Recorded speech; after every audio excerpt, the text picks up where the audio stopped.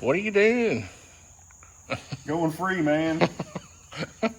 Are you a free range artisan? I came home the other day and I had accidentally left the garage door open, and this was in the Chuck E. Cheese cart. Oh, that's funny. That's funny because I guess the postman loves the Chuck E. Cheese cart already. I know what this is. This is these are our shoes. Hopefully there's 2 pair in here. I don't know. I guess there could be. This is from Ryan at Indestructibles, and these are shoes. They claim they're indestructible. I don't think they've ever sent them to artisans before. I don't think they understand what they're getting into. We have done some destruction before.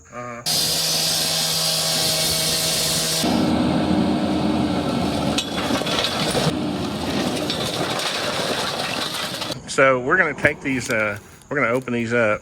Let's get the first complaint over with. What? No wide sizes. Oh. We'll have to compare them to these. Barrett was like, I didn't wear any socks today. I said, dude, I haven't worn socks in 30 years. You know that. I would like to get a pair of these, but if they don't have wide sizes, I'm out of luck. So hopefully that's my only complaint. So we'll see. So since we want to save, since we want to save a good pair, if there are 2 pair, he sent me 2 pair. Where's the groove, man? 1 to keep and 1 to test, okay? That was the deal. We'll see. So I don't want to stick my knife through the good pair, just in case they're not indestructible. Oh, it's a good thing I was careful. I'm guessing you don't test them while they're on your feet, right? It's not like I want to drive a car over my foot. Feel it.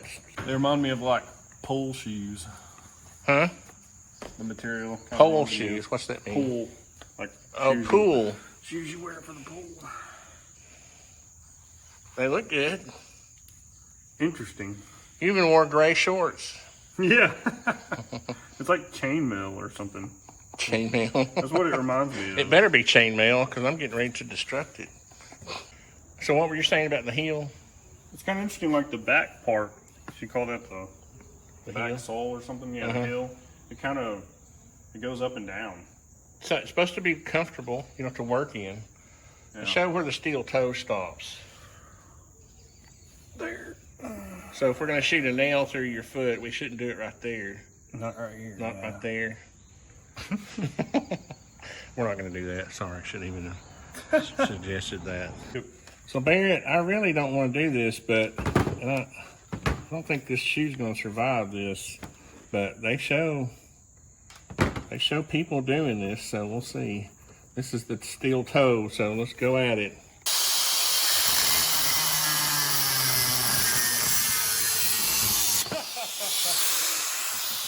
Oh my God.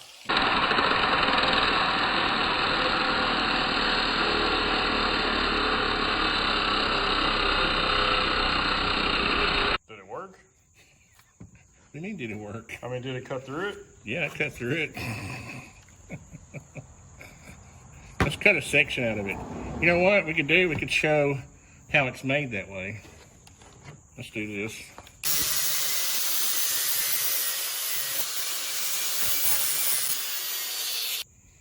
Okay, so obviously it can't withstand the cutoff grinder, but this will show you how they're made.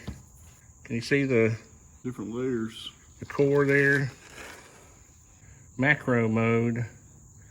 So it looks like there's a layer of this rubbery stuff. And then, what is that layer right there?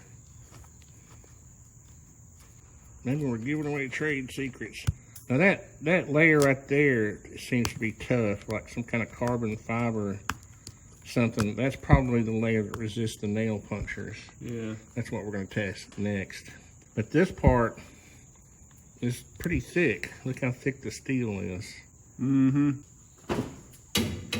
there's a kind of a good section view of how they're made.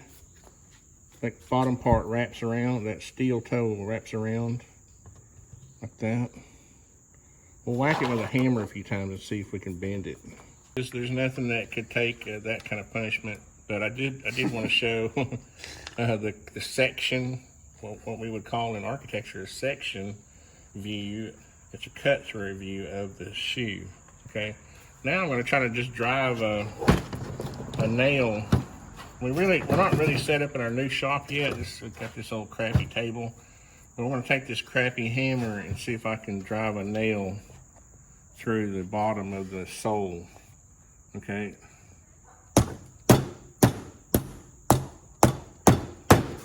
Well, I was able to drive one in, and I just wonder what kind of force that would be versus just stepping on it. Versus just stepping on it. Maybe what we should do is drive it, you know, put this up like this and just whack it.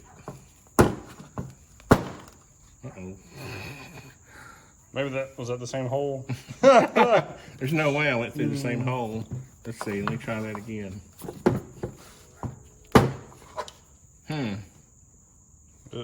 Uh-oh. That wasn't even that much force, was it? No, I don't think so. I don't think I'm that strong. Let's see if I can just push it through.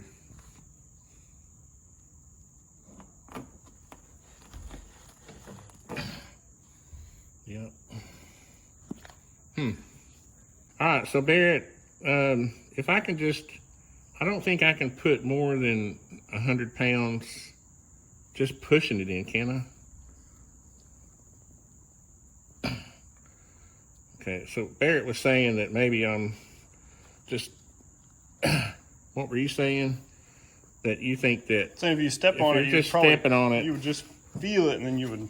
Well, that is true. After a certain number of years, when you've been in the construction industry, you gain this reflex of when you start to step on something pointy, you automatically pull it back. After you step on about 3 nails, then you learn that reflex.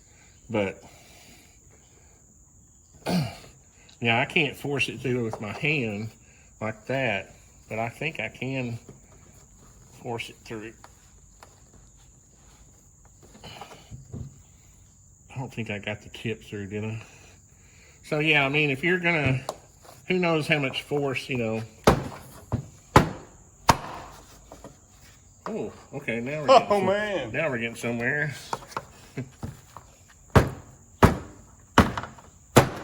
Okay.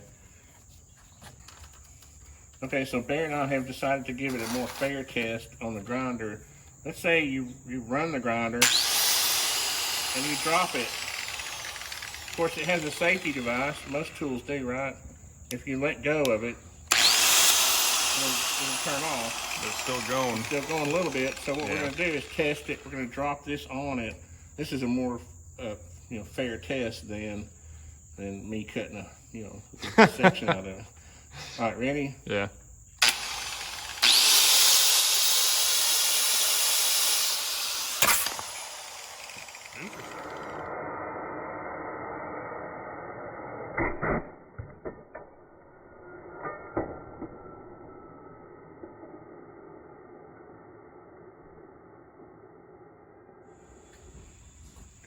So Barrett, that was probably more of a fair test. Okay. Yeah, for sure. So we did that. How many times did we drop it on it? 2 or 3 times? Mm-hmm. We had to, because I wasn't happy with the shot, so I kept dropping it. And it did. There's the steel toe.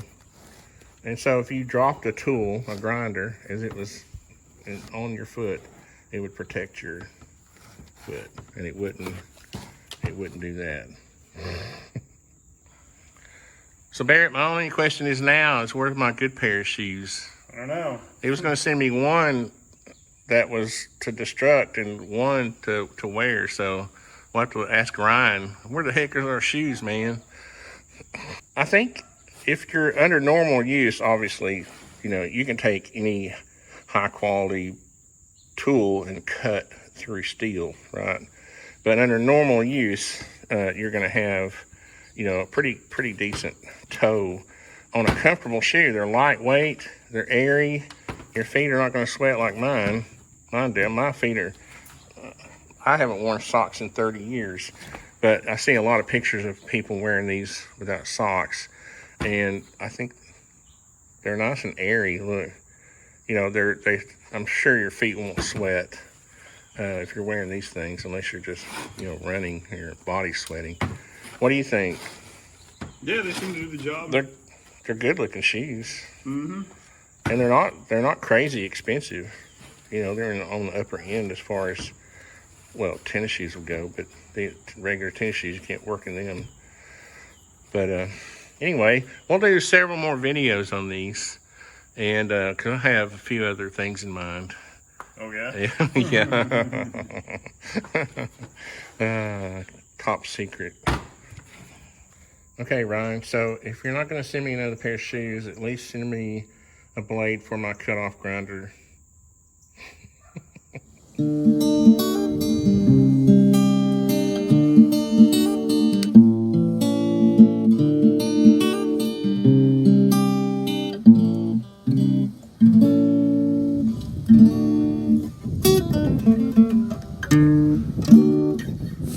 Boy, you messed up my intro.